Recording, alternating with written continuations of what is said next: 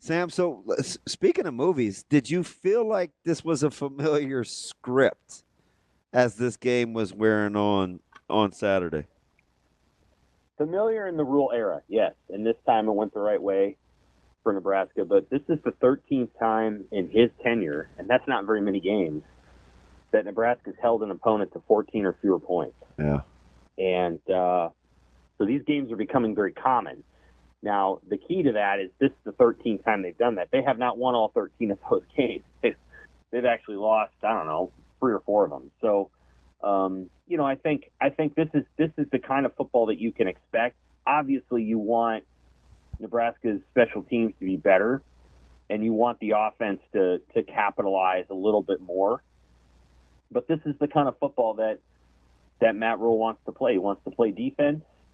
He wants to hit some big plays on offense, which they did, and throw a spicy fake punt pass or something into the mix. Like, that's kind of the way they want to play football. It's not super fancy, but I feel like they're getting better at it. Dylan Rhule had a hard game, and it actually it's going to be good for him because now he's got a bye week and he can kind of go back and watch all 6 games. But he can watch this game in particular and maybe learn a few things about what he did and what he could do differently. Sam, I'm glad you brought up Dylan because if I had told you he'd go 2 for 10 in the second half, Nebraska would have 2 punts blocked, including 1 inside a 5-yard line, that Monangai would have 60 yards rushing on his first 8 carries. How do you think that game would go? Like, if I told you those things ahead of time, what do you think the score of that game is? I think Nebraska loses it. I do. Because in part you're leaving out the great goal line stand and the fact that Rutgers, made some decisions in their own offensive play calling that probably tilted too far away from the run game. And Nebraska was able to recover and did a great job defending the run the last, 2 quarters. I mean, Rutgers tried to run the ball later in the game, but had no success doing so. So Tony White adjusted, to his credit. Well done there. He was able to do some things, but I would have told you Nebraska lost. That's why it's impressive that they won, because they made some plays that helped them dictate the tempo of the game, and put Rutgers behind the 8 ball a little bit. You got to get ahead of Rutgers. Matt Rhule said that after the game, but he was obviously thinking it before the game, and that's exactly what Nebraska did, and they were able to hold on. So it's interesting because Monangai's first 3 carries, Sam, I think I tweeted this to you, went for 35 yards. The next 16 went for 49. Like, that doesn't make a ton of sense, does it? That sounds about right, yeah. But it that's exactly what happened, though. So if you're Shiano and you're looking at this, whether and you're Soraka or whoever is calling plays, like, are you trying to take advantage of balance after it started to kind of dictate that Nebraska may be pretty good against the run?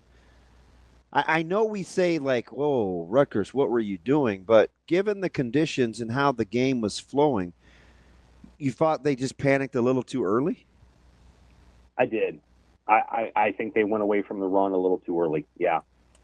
I think they probably could have run the ball a little more, especially before Nebraska made the adjustments that they were trying to make or whatever was trying to go. And that was in the second quarter. Yeah, that was in the second quarter, and it was 7-0. I thought Rutgers would keep running the football. I tweeted to that effect. I think a few other sports writers did too. I thought they'd probably turn to the pass. And here's the other thing too. Their quarterback does make some nice plays. He is an athletic guy. He is not an accurate quarterback and has never been an accurate quarterback in the course of his career. I think his career completion percentage is somewhere in the 50s. Unless he's throwing that speed out, he looked pretty pedestrian. But in college football today, 60 is the line, and a lot of college quarterbacks are above that line. Yeah, the RPO game has changed completion percentage immensely. Right. And so, like, as I look at the CFBstats.com, I think there's 14 guys above 70 and above, and that includes Luke Altmaier at Illinois, and he's not, I wouldn't describe him as Tom Brady. And then you have, let's see here, you have another 65 that are 60 and above. Well, that's 2/3 of the quarterbacks in college football. And then below that number, you've got a lot of guys that probably don't throw that much, who are, play in group of 5 teams, so on and so forth. And so I feel like there's more out there for Rutgers running the football than there was passing it, but they made the choices they made, and that's coaching. Greg Schiano can change that. He doesn't have to let his offensive coordinator make all those decisions. And so he made the decisions he made.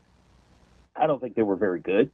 I thought Matt Rhule made better decisions and outcoached Schiano, and I thought Nebraska kind of outplayed Rutgers. I mean, not entirely, but I thought Rhule made better coaching decisions throughout the game and won them the football game. I'll read you something here. Nebraska's 14th in the country in total defense.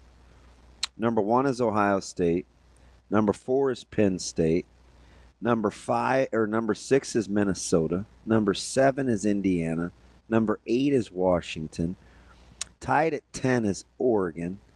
And then there's Nebraska. I mean, yeah, that's a lot of Big Ten representation in terms of total defense. And we won't even get into the stats that were tweeted out yesterday nationally about Nebraska with sacks, turnovers, and their defensive prowess. What happened to the narrative, do you think, from Illinois to now, when I think some said, this is still a good defense, but I think quietly it bugged Nebraska that there wasn't the consensus that there was still a pretty good defense. The word that Ty Robinson used after Illinois on Saturday was that they were disgusted by their performance against Illinois. Mm-hmm. And I think that's carried over to the way that they played the next 2 games. I thought Nebraska's defensive line played better against Purdue and Rutgers, and I thought they covered really well. Sierra Wright's been really good. I like the little wrinkles. Coverage. Like they stayed in coverage. So Hartzog's pick, it's just going to be like, what was Kelly McManus thinking? He was baited. Like they stayed in 2 to the 3 by, and like he jumped. I think Nebraska thought that they were going to do something because he jumped it right away. He was playing in the flats. Then he just kind of drifted because he's a flat defender anyway. Kelly McManus had nowhere to go with the ball. It's little stuff like that, Sam, that like doesn't show up on like as a coaching adjustment, but they do little things like that all the flipping time. Yeah. Well, they've got, at this point now, they basically have 3 defensive coordinators. They don't. They have 1. But the head coach and then John Butler. Mm. Now, you put those 3 guys together, Matt Rhule, John Butler, and Tony White, and my hunch is they're going to be really good in coverage eventually. And they're pretty good now, but they're going to be great. And I don't know how long they can keep that trio together. I don't know how long Butler intends to be here. I don't know if Tony White wants to get a head coaching job right after this. I think Tony White's going to have a great opportunity in this offseason. I don't know exactly where, but we'll see. But if they can keep that trio together for, another couple of years, they could be really, really special. And they could be really special by the end of this year. It's just, it's hard to tell because you've got to get Tommy Hill back, and then you have to decide whether Sierra Wright's just going to go to the bench or you're going to move Buford back to safety. Buford's done some really nice things. He got beat, too. I mean, he got beat twice on the same drive. This is weird, Sam, but when he checked out, when he had fallen on the one that hit the receiver in the ear hole, first thing he got before he got to the sidelines was a hug. And I just happened to see it out of the corner of my eye, and I was like, you know what? Yeah. They're going to win more games than they lose because of that. And, low-hanging fruit would be, getting beat. Didn't catch the ball. And I'm like, no, just responding to a guy that they knew is in a tough spot, like he's doing them a solid. Right. And he got a hug. Like, I don't know, man. I just it hit me a different way. He did. That's good. Right? That's good. Did you see it? Yeah, well, I did not see it. But, the ball to hit the guy's helmet. So if it's a touchdown, maybe he still gets the hug. That was that was a huge moment in the game. And honestly, I'm a believer that the coaching decisions that Nebraska made to get to that point so they could have the win moving against Rutgers in the fourth quarter influenced that play. I think the win probably held it up just a little bit and was just enough in order to make that play happen. So I think Nebraska can feel good about that play not being a fluke, if that makes sense. I think they sort of orchestrated the game so that they get that play. But as I look at it, Nebraska right now is 31st in pass efficiency defense, which isn't bad. It's not elite, right? Washington's number one. Now, Washington's played some quarterbacks that can't hit the broadside of a barn, but Washington's number one. Minnesota's two. Minnesota's played some pretty good quarterbacks, and they've intercepted 10 passes against 2 touchdowns, which is pretty impressive. But I think Nebraska. Did you realize? Would you think that they would be 6th in total defense? Minnesota? Yeah. Well, based on the fact that they had those 2 shutouts against Rhode Island and Nevada, probably. I mean, that doesn't stun me. They've played some horrible teams, but they've also played some teams. I mean, North Carolina can move the football, and they're not bad. Caught a break in that one with their starter getting hurt, but okay, I see what you're saying. Like, okay. No, they're okay. I mean, I think this Big Ten season's really going to get interesting now. It's a brutal conference. It is, and Washington's better than I think I anticipated, and B, a lot of people did. Washington's good. And that coach. Now, I had no question about the head coach. He is a heck of a head coach in terms of running offense and all the rest. And they're good on offense, and they are solid on defense. That is going to be a tough team to play. Washington is going to be a tough out down the stretch here. They go to Iowa City this weekend, and they're going to have their halos full. They're going to have their hands full with KJ on the ground. That's going to be a heck of a, and that one's critical, I think, for Iowa, in my opinion. It is.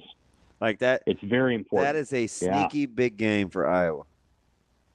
There's a bunch of different coaches here who obviously can stay as long as they want, but you do think about the tenures of guys and whether something becomes evident. For example, Washington has to accomplish nothing more this year than maybe making a bowl game. That's it. Nobody's expecting anything from them. That head coach took a job. He knew that the roster was going to be depleted and that a bunch of guys are going to the NFL. Iowa, on the other hand, anticipated this being one of their better teams, and they have a better offense than they've had in the previous 3 or 4 years, and the weakness is a little bit than their defense.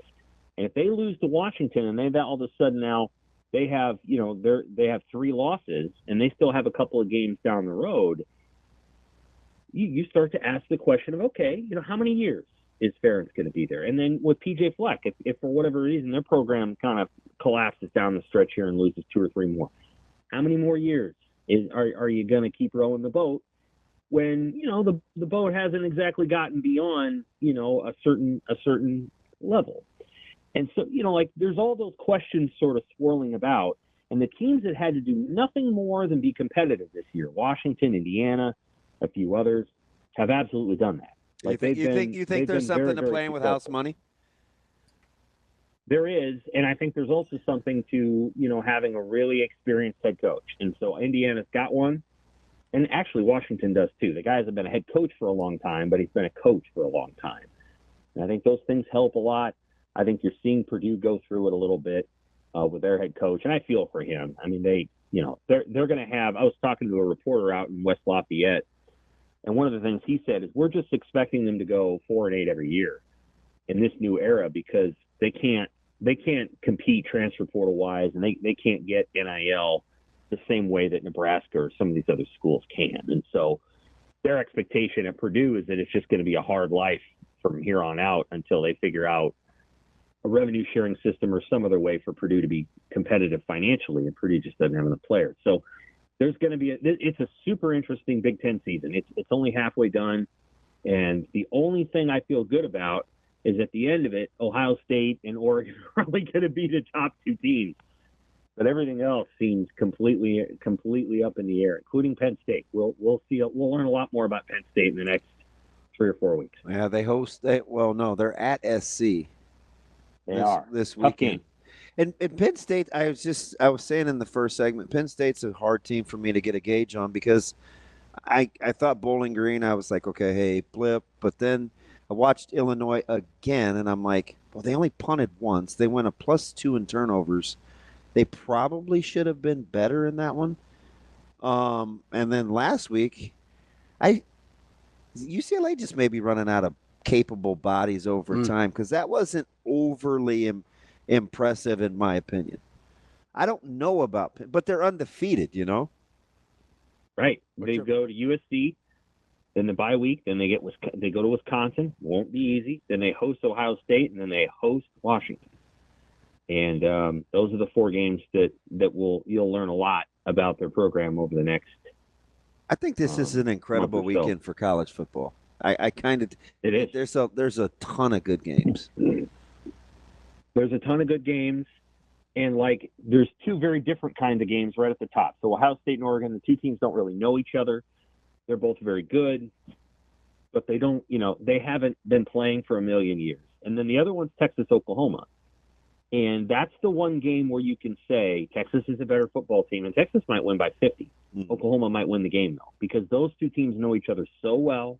They played together. They played against each other in high school and in college for so long that if Oklahoma got off to a good start, they might pull off the upset. I mean, I think Texas is 2 or 3 touchdowns better, but the way this game works, crazy things happen because the teams completely know each other. Whereas with Ohio State and Oregon, teams don't know each other. It's going to be 2 good teams on a field feeling each other out probably for a quarter, kind of circling the ring, so to speak, and, figuring each other out. And then you're going to see a game, those last 3 quarters, and we'll see who's the better team. I don't know which one it'll be. Yeah, Sam, you kind of, to your Oklahoma-Texas point, we were talking about teams whether we think teams are good or not. And DB said we might learn about Oklahoma this week. And I kind of said what you said. I don't know that we learn less about a team in a rivalry game than we do with the Oklahoma-Texas game, because historically there's so many outliers on who wins that game versus who the better team is over the course of the season. Right. When those 2 teams were, in 08, 07, when they were the best teams in the country, obviously you learn a lot because they're like number 1 and number 2. I think what I would say is just based on watching Oklahoma, and I'm still kind of catching up on some games, but I've seen a couple of their games. I see a team that's led by a defensive head coach. I see a team that kind of lacks a strong mind on offense now that Jeff Lebby is gone, and they just don't seem to know exactly what they want to do, because a lot of what they've done in the last couple of weeks is a talented quarterback just kind of running around and making a play or 2. It's not cohesive. It doesn't look like it's part of a full plan. But they play hard, and their defense is good. And, their defense has bailed them out more than once this season. So, I don't know. I've said, like, one of my axioms of football is when you have a defensive head coach, you better have somebody who can help them get the quarterback. It can help them sort of realize that vision. And I think that's one of the issues at Oklahoma. And Texas doesn't have that problem. They have 2 elite quarterbacks. And they have an offensive head coach, and that's part of what you get when you get an offensive head coach. Sam, I maybe didn't time this right with only a couple minutes, but quickly, why do you think we can't? It just annoys me sometimes that Sat gets the brunt of the disdain when the offense doesn't go very well, but doesn't get a lot of the credit when the offense does. I mean, Dylan clearly was struggling. He's a freshman, right? It was a freshman game for him. And I looked at it as kind of Sat. I don't know if protecting him is the word, but I do think he understood that Dylan wasn't on his A game. Can he get any credit for that, or those 2 things we just are going to continue to make them mutually exclusive? Yeah, I mean, I think Satterfield called an incredible first half. I think in the second half you need to get some good plays in order to get into your bag, so to speak. And he never was able to get into his bag. I think they only had a couple of first downs, and so a play caller can't walk out there and manufacture. Sometimes you can, but oftentimes play callers don't come out on the first set of plays in a drive and say, all right, now we're going to call our 3 nifty plays. Like, that's just not how it works. Usually you got to get into your bag a little bit, and then, on the 4th or 5th play, you pull out the thing that you were waiting to pull out. You need something to get going early. And Rhule struggled in the second half. He did. I mean, there's just no. I thought there were maybe some opportunities to make a few plays. It felt like to me on a couple of, he's rolling out or he's got a guy in the flat that's open and he just didn't want to throw it to him. And sometimes that would have been short of the first down, but sometimes you got to make a few completions to get in a rhythm. And I felt like Rhule was kind of turning down some easy completions to try the harder throw. And sometimes that can throw you off a little bit. And it felt like that was what happened. And, protection seemed okay, didn't it? Like it seemed all right. It wasn't perfect, but it seemed decent. That's Sam McKewon from the Omaha World Herald. Sam, we appreciate it as always. We'll talk to you again next week. Take care. Thanks, Sam.